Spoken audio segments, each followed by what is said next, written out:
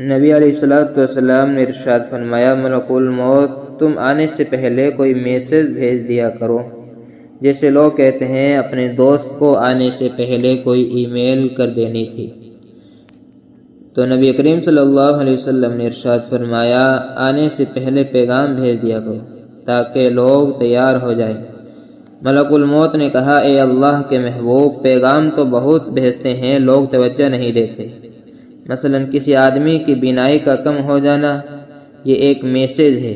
موت قریب ہے، دانت کے اندر کیڑے کا لگ جانا اس بات کی علامت ہے کہ زندگی خوب گزار چکے، کھا کھا کر دانتوں میں کیڑے پڑ چکے، اب موت کا وقت قریب ہے۔ کسی انسان کے بال کا سفید ہو جانا، یہ بھی موت کا میسج ہے۔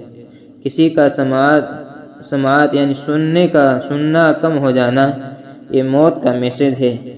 کسی کو شوگر، بلڈ پریشر کی بیماری، لمبی بیماریوں کا ہو جانا، یہ موت کے قریب ہونے کا میسج ہے۔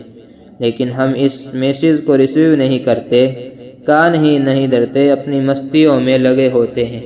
اس لیے جب ملک الموت آتے ہیں تو ہم تیار نہیں ہوتے۔ ہمیں چاہیے کہ ہم اس کی تیاری کر لیں تاکہ ہم موت سے پہلے موت کے لیے تیار ہوں۔ جس انسان نے آخرت کی تیاری کر لی، وہ انسان خوش نصیب انسان ہے۔